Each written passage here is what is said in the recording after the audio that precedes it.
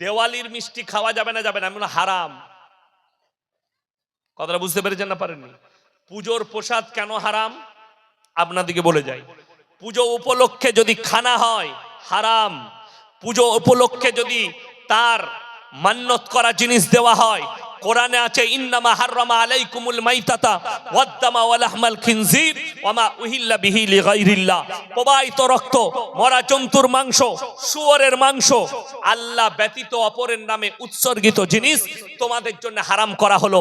সেই মালটা ঠাকুরের নাম সামনে হোক, কবরের সামনে হোক, গাছের সামনে হোক, আল্লাহ ব্যতীত যদি অপরের নামে নেওয়া হয়, পীরের নামে হোক, বাবার নামে হোক, যার নামে উৎসর্গ করা হবে, কেউ যদি মাজারের নামে, কোনো বাবার নামে, কোনো গাছের নামে, কোনো ঢিপির নামে মুরগি মান্নত করে, 1000 বার বিসমিল্লাহ বলে জবাই করলেও হালাল হবে না, বৈধ হবে না, যেহেতু আল্লাহ ব্যতীত অপরের নামে উৎসর্গিত জিনিস।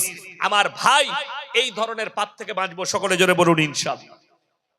আমার বর্তমান টাউনে দুঃখ লাগে কি জানেন, দুর্গাপুজোর বড় বড় মণ্ডপ হয়, তারা ধর্ম পালন করে, কিছু মুসলিম ছেলে আবার তাদের কমিটিতে থাকে, পুজো ভাসাতে যায় মদ ফ্রি পাবে বলে।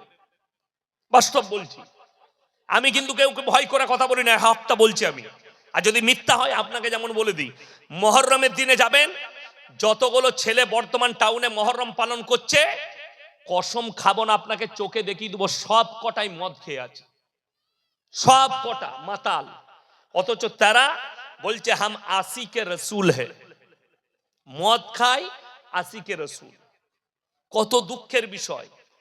12ই রবিউল আউয়ালে ঝান্ডা নিয়ে বেরিয়েছে, কি পার নবী দিবস পালন করছে, হারামখোর ডিজে বাজিয়ে ড্যান্স করছে। আপনি বলছেন মুসলমান, ইসলামে গান বাজনা হারাম না? হারাম নয়, হারাম।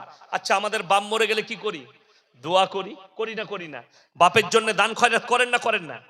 বাপের জন্য দান করি, বাপের জন্য দোয়া, এত কিছু বাপের জন্য করছেন। আর আল্লাহর নবীর নওয়াসে হযরতে হোসেন রাদিয়াল্লাহু তাআলা আনহু শহীদ হয়েছেন কারবালার প্রান্তরে, তার লেগে আন্ডার প্যান্ট পরে ঢোল বাজিয়ে ড্যান্স করে দুঃখ পালন।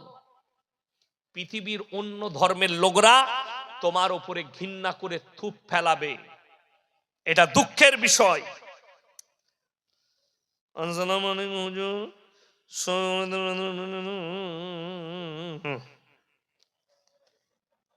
শবে বরাতের রাতের নামাজ, আমি তো বলেই দিয়েছি, আমাদের দেশে ফরজ ইবাদত নিয়ে মারামারি নাই, নফল নিয়ে মারামারি, ঠিক কিনা কথা বলে?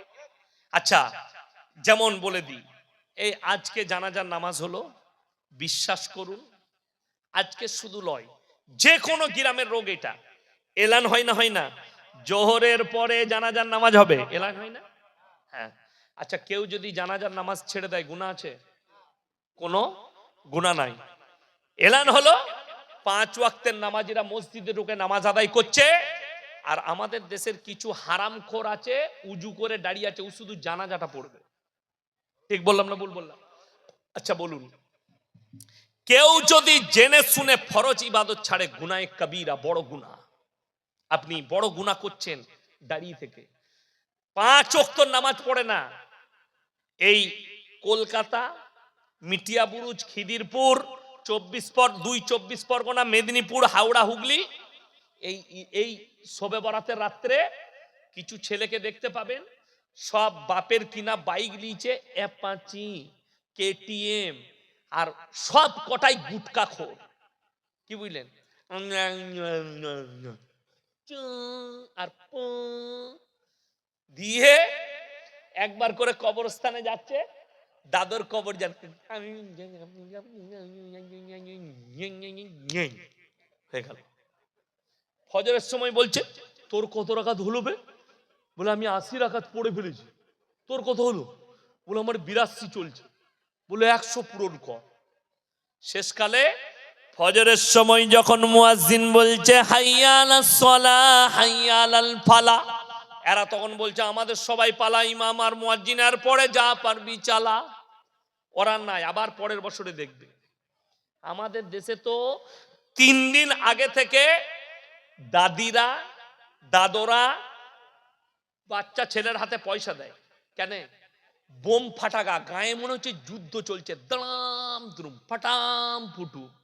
আর খালা জীবনে নামাজ পড়ে না, শবে বরাতের দিনে ঠিক রুটি করছি, জান্নাতে যাবে রুটি বেলে, ঝাঁটা জুতো খাবি।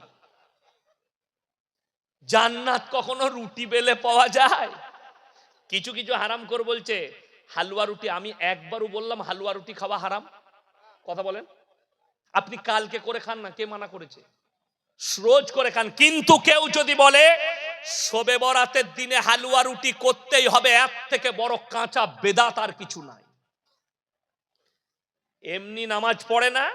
আচ্ছা শুনেলেন কত বড় দুঃখের কথা, রমজান মাসে নিজে থেকে কেউ যদি একটা ফরজ রোজা ছেড়ে দেয়, গুনাহ আছে না নাই?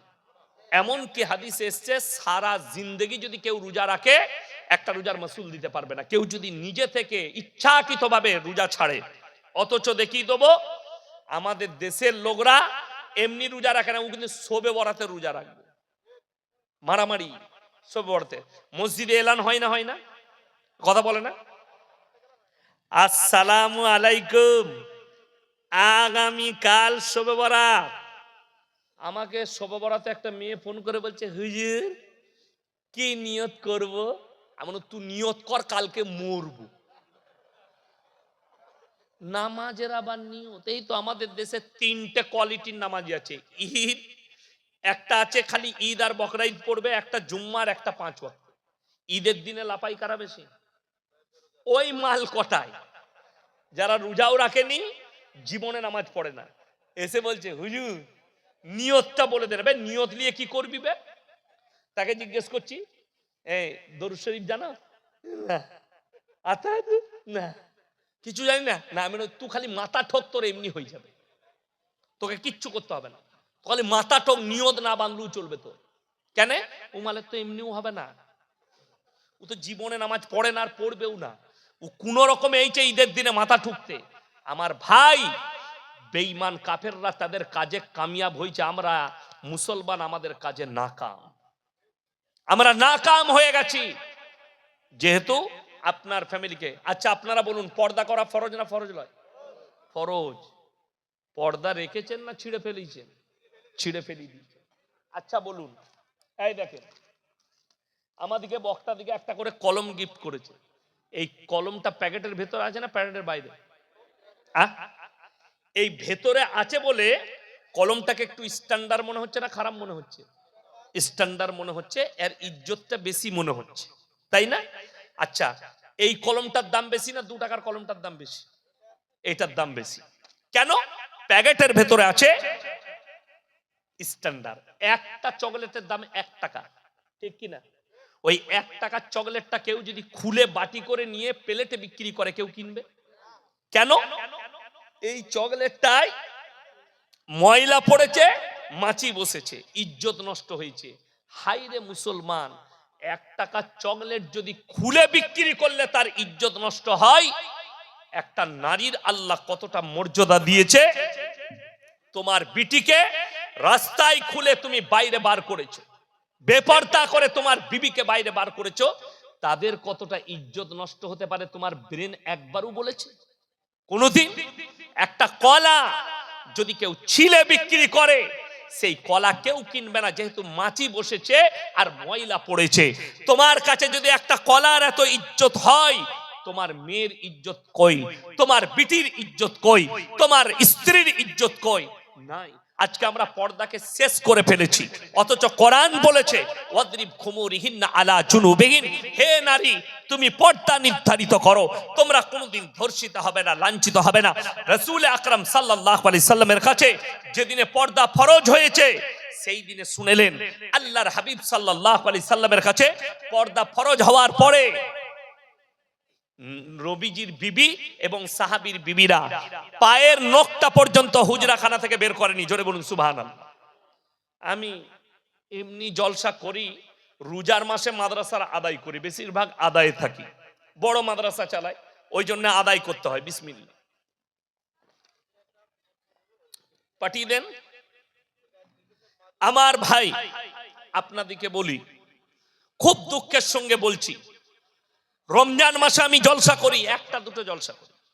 তো আমার গত বছরে মুর্শিদাবাদে জলসা ছিল 25শে রমজান। তো আমার একজন বন্ধু মানুষ আছে বেলডাঙ্গায়, মুফতি জার্জিস হোসেন কাসমি, বেলডাঙ্গা জালিলিয়া মাদ্রাসা দারুল হুদা মাদ্রাসার প্রধান শিক্ষক, বড় মাদ্রাসা, 110 বছর পুরনো মাদ্রাসা। তো আমি বললাম ভাই আপনার মাদ্রাসায় ইফতারি করব, বলে চলে আসুন। গেলাম ইফতারি করতে, ইফতারি হলো। আমি বললাম ভাই ভালো দোকান কোথায় আছে, জামা কাপড় কিনবো, বাজার করা হয়নি। বললে রোডের ওপারে চলে যান, একটা বড় দোকান আছে। গেলাম, ঢুকে দেখছি সব খালা, আমি একা খালি খালু। আমরা আল্লাহ কি বিপদে পড়লাম। দোকানে বলে হুজুর হুজুর হুজুর দাঁড়ান। আমি বললাম তাড়াতাড়ি একটা কাপড়, আমার ছোট মেয়ের জন্য একটা জামা নিয়ে আমি কোন রকম পয়সা মিটিয়ে বেরিয়ে গেলাম। আর দুঃখ লাগলো, আপনি বাজারে বসে, আপনি ঘরে বসে আর বিবিকে বাজারে ঠেলে দিয়েছেন। খুব সূক্ষ্মভাবে বুঝবেন।